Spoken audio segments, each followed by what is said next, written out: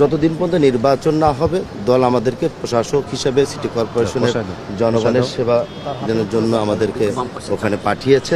আমরা নির্বাচিত নয়, আমরা কতদিন থাকব।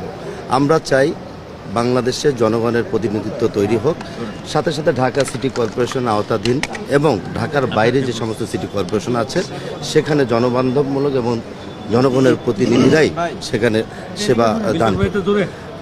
যতদিন পর্যন্ত নির্বাচন না হবে দল আমাদেরকে প্রশাসক হিসেবে সিটি কর্পোরেশনের জনগণের সেবা জন্য আমাদেরকে ওখানে পাঠিয়েছে।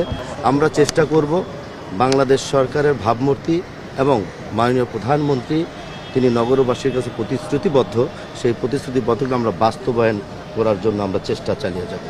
যেখানে আমাদের মাননীয় প্রধানমন্ত্রী উনি চায় প্রতিটি সিটিতে একটা ক্লিন সিটি থাকুক, পরিষ্কার পরিচ্ছন্ন এবং সবুজায়ন থাকুক। আগামীতে ডেঙ্গু আছে, সেই ডেঙ্গুর পরিকল্পনা নিয়ে উনি আমাদেরকে পরামর্শ দিয়েছে। আমরা এখনও অফিসে যোগদান করতে পারিনি, আমরা অফিসে যাব আগামীকালকে থেকে। যে আমাদের কর্মকর্তাবৃন্দরা আছে তাদের সাথে মিটিং করে আমরা একটা প্ল্যান বানিয়ে আমরা সেভাবে কাজ করব। আমরা নিশ্চয়ই আপনারা জানেন আমরা দীর্ঘদিন আন্দোলন সংগ্রাম করেছি, আমরা চেয়ারে বসে থাকার লোক নই। চেয়ারের পাশাপাশি আমরা প্রতিটি পাড়ায় মহল্লায় ঘুরে সমস্যাকে ফাইন্ড আউট করে নিজেরাই স্ব উদ্যোগে জনগণকে সাথে নিয়ে কাজগুলো করতে।